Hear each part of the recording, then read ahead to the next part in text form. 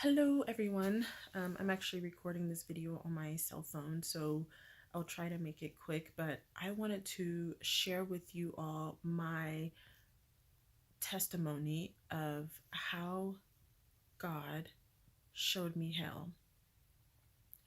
I struggled for the longest time.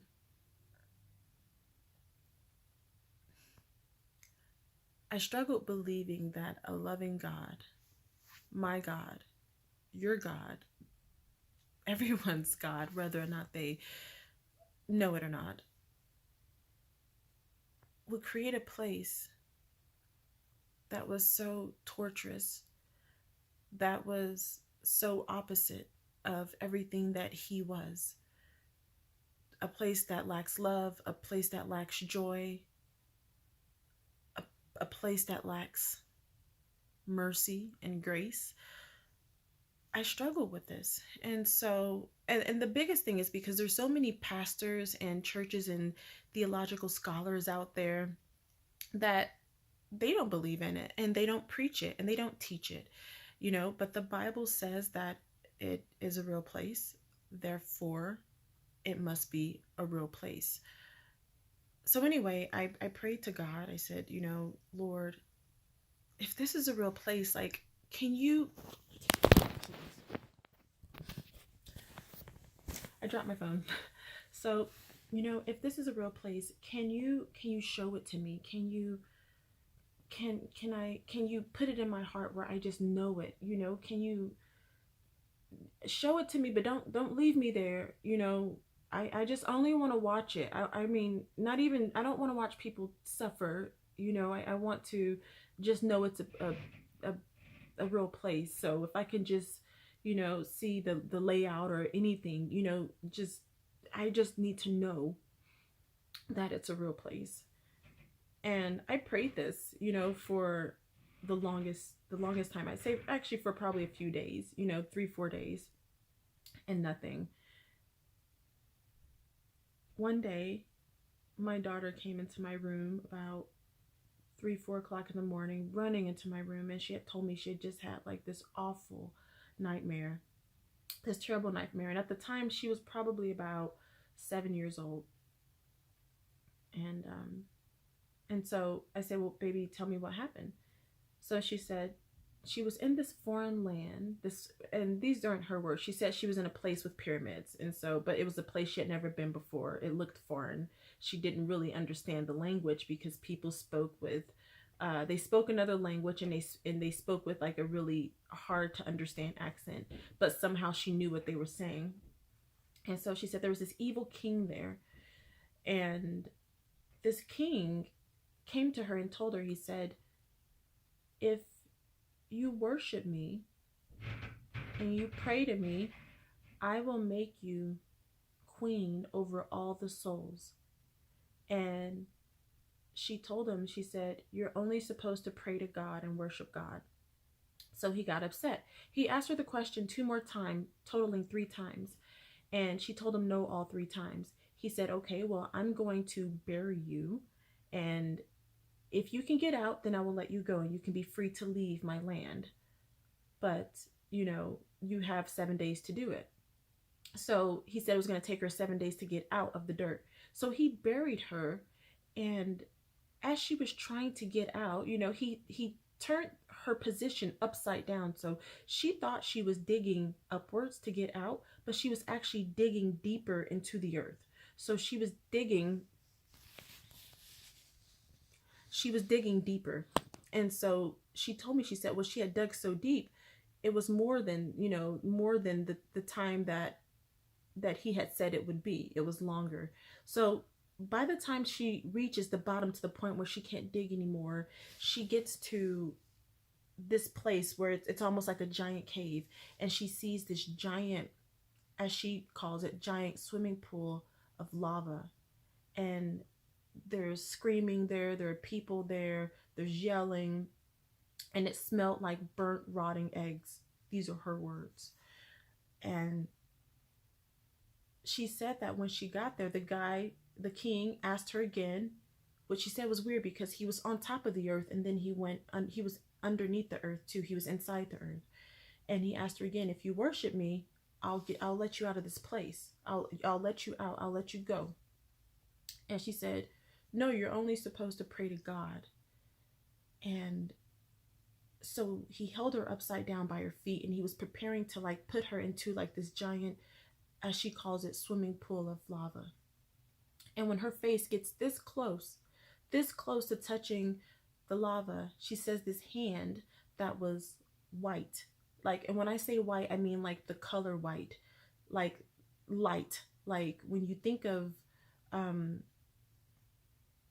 the color light, you know, you have blue, red, green, purple, you know, the color white, you know, but it was like a light, it had a glow on it. And she said the hand was 1,000 years old. It was 1,000 years old, and it reached down like quickly, and it yanked her out of his hands. It yanked her out, and it pulled her up so quick that whenever she fell back into her bed, you know, she could feel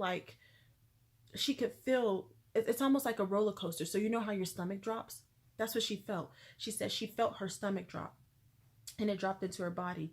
And then she woke up, and she was scared, you know? And so she came into my room and she told me about it.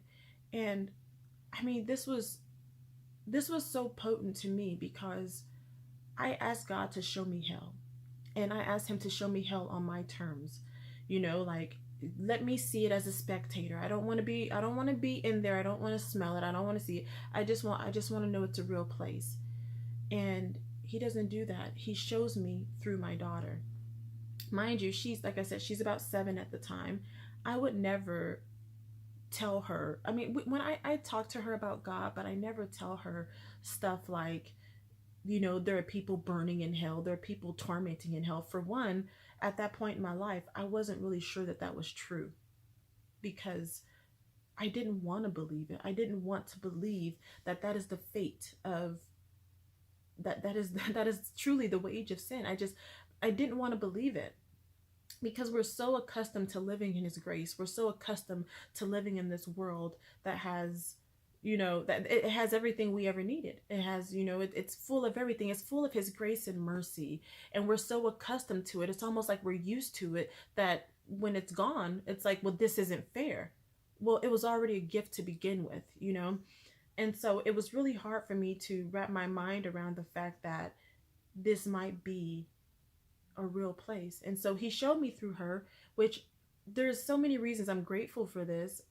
I mean, God knows what he's doing. If he would have shown me on my own terms, I probably would have tried to justify it and logically explain it by saying something to the extent, well, I've watched so many videos on YouTube, and I've read so many testimonies, you know, of other people's visions of hell and what they've seen and near-death experiences, that, you know what, maybe I'm formulating my own thought. God knew that that would be something that I would probably at that point in my life try to come up with, you know, but he showed me through my daughter. The second thing I noticed about like what she told me in her dream was that she was like, I'm really like cautious to use this word, but she was actually tempted. You know, she was tempted twice. The first time he said, you know, if you worship me, if you praise me, I will make you queen over all this land, you know, or all the souls, okay, over all the souls. And she said no. And then when she gets down, you know, and basically into hell, and he has her over there, you know, he asked her again, if this is your last chance, you know, if you'll praise me and if you worship me, I'll let you go. I'll send you free. She said, no, you only do this to God. And God rescued her. And in these really tough situations where we feel like God is so far from us and he doesn't hear us, he sees the whole time, the whole thing. And it's almost as if it was a test. And when I tell you that my heart was just like overjoyed with the fact that my daughter was able to even overcome that temptation that was even just in a dream. You see, if I can say that I've done so many things wrong in my life. I've done so many things wrong. But one thing I know is that me keeping my daughter aware of who God is and his presence and the importance of having a relationship with God, I know that is something that I'm supposed to do, and I can say that I think I'm doing that right. You know, I've done so many things wrong, and her response was proof that I'm doing something that he finds he finds satisfactory. And so it just made me proud to know that she's listening. And these Bible studies that we have before she goes to school in the morning, and these praying sessions that we have, and me talking to her, that she's actually listening. And this was about 4 years ago, and she was 7 at the time. And so she's 11 now. And I'm just I'm just so like, I think about it now and I still like want to cry, because I've just made so many mistakes in my life. And her response as a 7-year-old to be willing to not buck down, it makes me know that I'm doing something right. Well, anyway, I just wanted to share with you my testimony. And uh, if you're still watching or listening, thank you for tuning in.